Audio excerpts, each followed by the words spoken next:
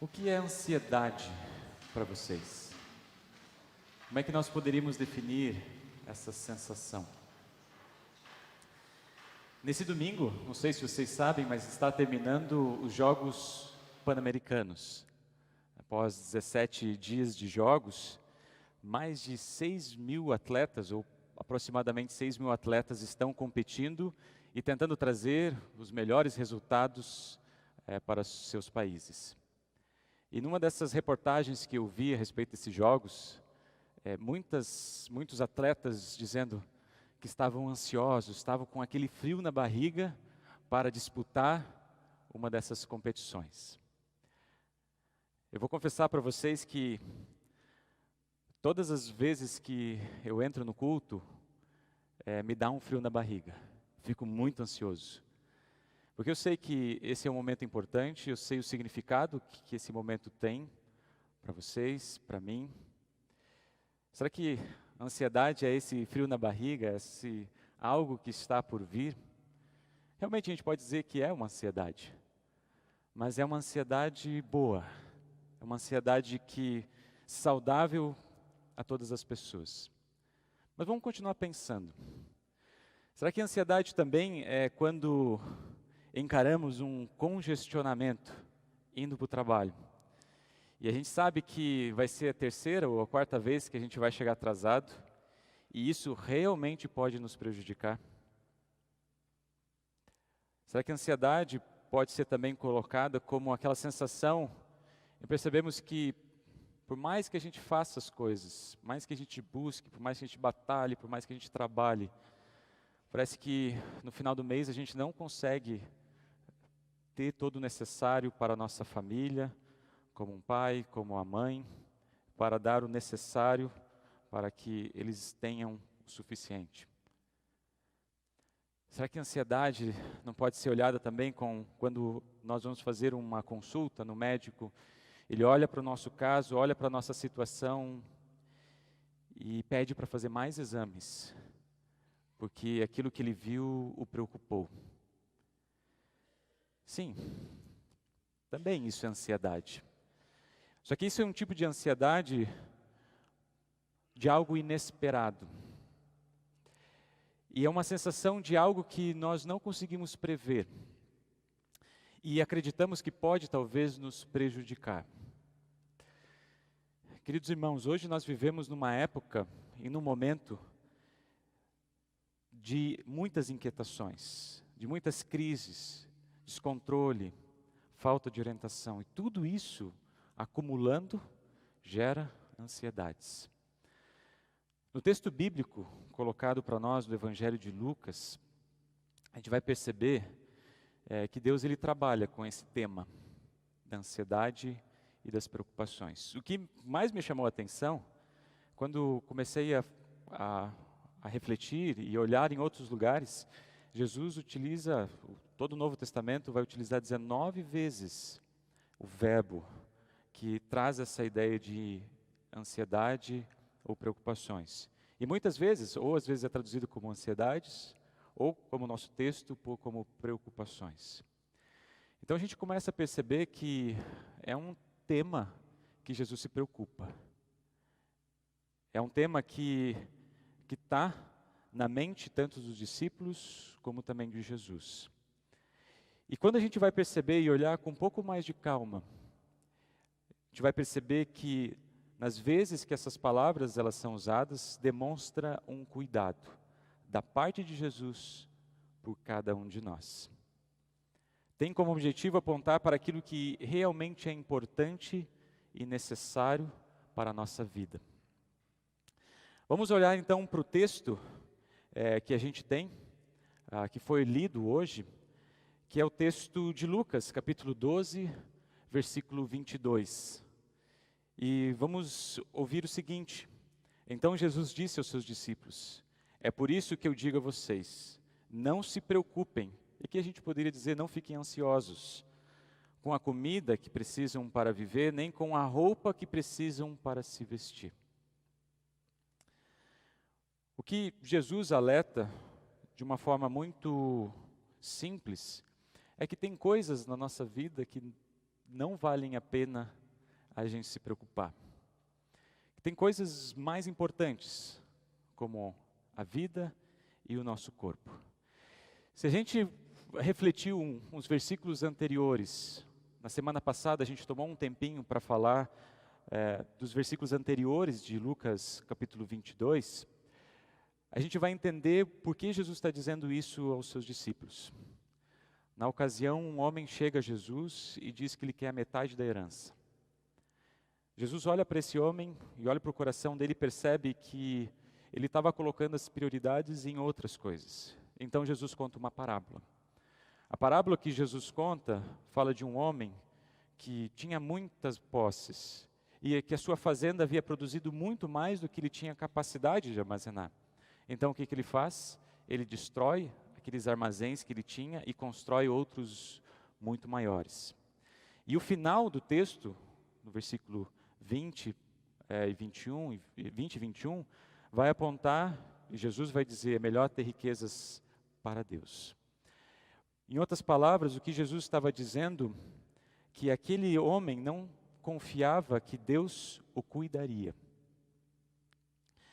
E para exemplificar mais, quando a gente olha para o nosso texto, Jesus conta dois exemplos, ou dá dois exemplos, dos corvos e das flores do campo. E a ideia aqui é a mesma, mostrar que eles não fazem nada, e não tem nada de especial, mas Deus cuida deles. O primeiro exemplo dos corvos. Os corvos não têm nenhuma beleza. E, ao contrário, a gente percebe os corvos onde há podridão.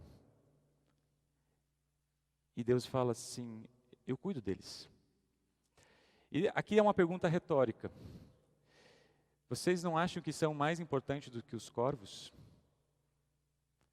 Se Deus cuida dos corvos, que vivem na podridão, será que Ele não vai cuidar também de vocês? Um outro exemplo das flores do campo, também não fazem nada, mas diz o próprio Jesus que elas se vestem de uma forma tão bonita, muito mais bonita do que Salomão, que tinha todas as riquezas do mundo. Mas hoje elas nascem e amanhã elas não estão mais presentes. E a pergunta retórica é a mesma. Será que vocês não valem mais do que as flores do campo? Será que vocês não são mais importantes do que as flores do campo? E Deus cuida delas? Será que Deus também não vai cuidar de vocês? É por isso, as preocupações, elas nem sempre têm um sentido negativo. Quando nós olhamos na perspectiva de Deus, as preocupações, elas têm um sentido positivo também. Como disse antes, tem a base no cuidado de Deus. Quando a gente vai olhar, por exemplo, 1 Pedro, capítulo 5, versículo 7, diz assim, entreguem todas as suas preocupações a Deus, pois Ele cuida de vocês.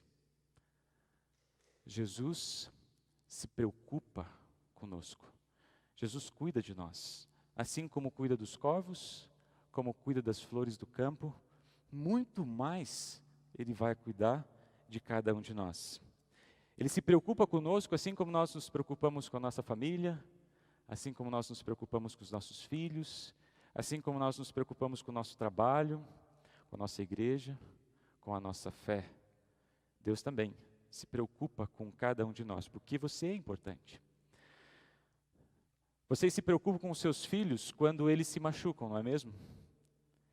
E vocês têm o direito e a responsabilidade de se preocuparem com eles. E no momento que vocês fazem isso, vocês vão agir em prol, para que eles possam ter o cuidado necessário. Mas a preocupação nem sempre é para o outro.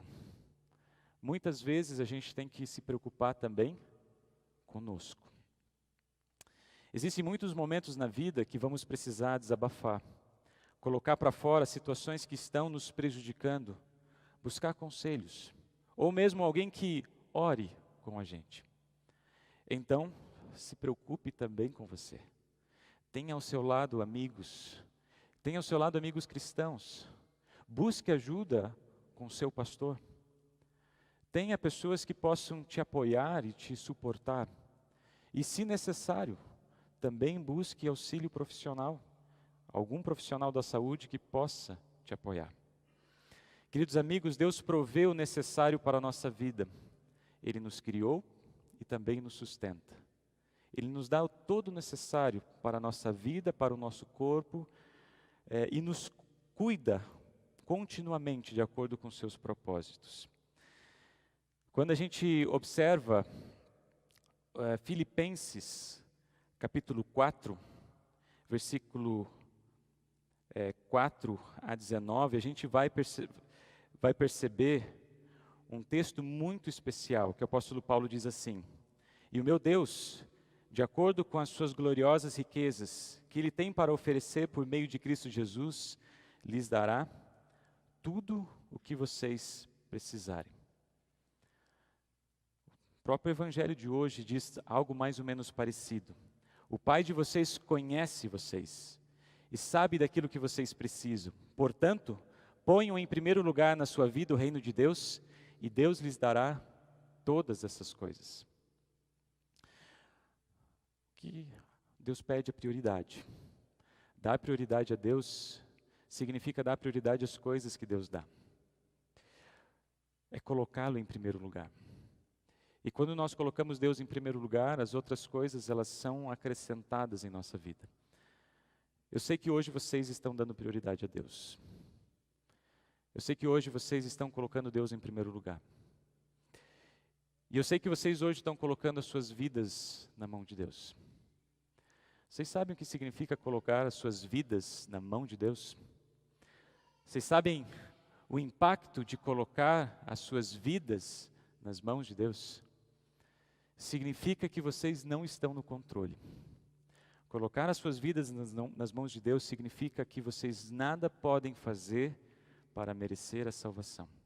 Significa reconhecer que eu e você, nós, somos pecadores, desde o nosso nascimento. Pecamos por pensamentos, por palavras, por ações e por omissões. E essa é a nossa realidade diante de Deus. Nós nada podemos fazer para merecer a salvação.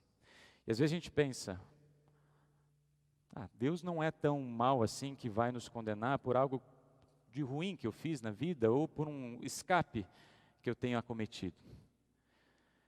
Tem um exemplo muito simples, muito do dia a dia, que nos ajuda a pensar um pouco sobre essa questão.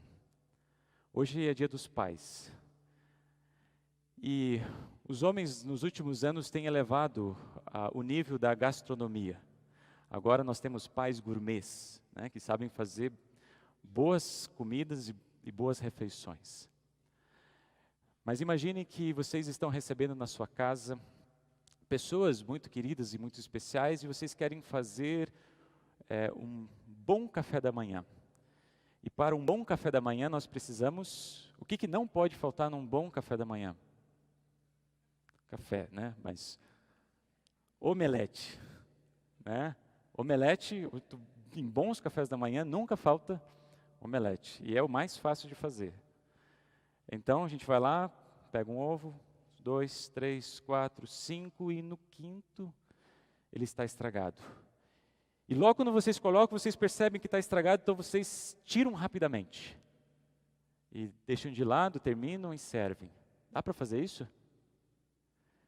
Pelo simples contato, por mais que vocês tirem a grande parte desse ovo, o único ovo que estava estragado, ele estraga todo aquele omelete que eu estava fazendo.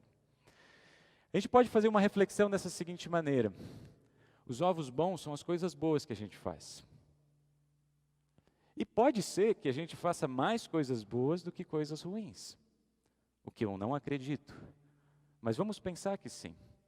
Só que aquele único probleminha, aquela única deslizada, aquele único ovo que acabou entrando ali no meio, que eu não estava preparado, ele estragou e infectou toda a minha realidade, toda a minha vida. Vocês vão oferecer um ovo estragado para os seus amigos, para os seus convidados? Não. Como é que a gente vai oferecer uma vida assim, em pecado, podre, diante de Deus? Não dá, né? Não dá. Por isso que um só pecado nos condena. Quando nós colocamos a nossa vida nas mãos de Deus, significa isso. Significa que um deslize já era. E daí vem a maravilhosa graça de Deus, que não precisa e não depende daquilo que eu faço, mas depende totalmente daquilo que Deus faz por mim na cruz, em Cristo Jesus. Jesus e Deus não pede as nossas obras. O que Deus pede? A nossa confiança. Deus pede a nossa confiança. Se agarrar nele, se agarrar nas promessas, e ali encontrar no único capaz de nos resgatar, nos tirar dali, e nos limpar, nos perdoar, e nos levar aos braços do Pai. Quando Jesus veio ao mundo, Ele não prometeu tirar as dores. Quando Jesus veio ao mundo, Ele não prometeu nos livrar dos sofrimentos terrenos, das dificuldades que nós enfrentamos, das ansiedades, das preocupações, dos medos e das aflições. Ele prometeu outra coisa. Ele prometeu algo que é pleno, algo que é eterno. Ele prometeu o céu. Ele prometeu a vida eterna, a companhia do Espírito Santo. Isso que Ele nos promete. E Ele promete andar conosco, estar ao nosso lado, cuidar de cada um de nós, especialmente nos momentos quando nós enfrentamos todas essas aflições em nossa vida. Queridos amigos, nesse sentido, não estamos mais sozinhos. E também nós não precisamos carregar os pesos da nossa vida sozinho. Ali no nosso vitral, não sei se vocês vão conseguir ver, mas tem um versículo muito especial. Vinde a mim, todos vocês que estão cansados e sobrecarregados de carregar suas pesadas cargas. E qual que é a promessa que Deus nos oferece? Eu vos aliviarei. Nós não precisamos carregar os pesos da nossa vida sozinhos. Nós podemos e precisamos compartilhar com os irmãos aqui na casa de Deus, mas especialmente com o nosso Pai, que está lá no céu. A vida pode ser muito melhor, mais tranquila, quando deixamos Deus nos cuidar. E as preocupações, as ansiedades, quando elas são vistas sem Cristo, sem o cuidado desse nosso querido Deus, elas podem ser ilustradas com uma cadeira de balanço. Vocês têm cadeira de balanço na casa de vocês? Não? Alguns não mais. Vocês já tiveram ou conhecem. O que uma cadeira de balanço faz? Ela nos balança. As ansiedades e preocupações, elas nos mantêm em movimento, mas elas não nos tiram do lugar. A gente sempre fica rodeando os mesmos problemas, as mesmas situações, e a gente sempre fica remoendo os mesmos problemas. Jesus quer fazer a gente andar. Jesus quer fazer com que a gente saia desse nosso lugar. Deus quer nos levar a um lugar muito especial. Deus quer nos conduzir para a vida eterna. Porque em Cristo Ele nos cuida. E Ele carregou o mais pesado dos nossos fardos, os nossos muitos pecados. Na cruz venceu quando pagou por eles. E nos garantiu que todo aquele que nele crê tem a vida eterna. Então Ele é poderoso para guardar até aquele dia aquilo que Ele nos confiou.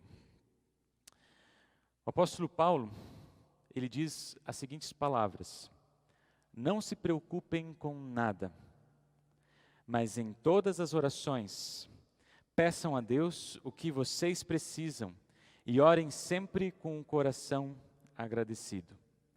E a paz de Deus, que ninguém consegue entender, guardará o coração e a mente de vocês, pois vocês estão unidos com Cristo Jesus. A mensagem que eu deixo com vocês no culto de hoje,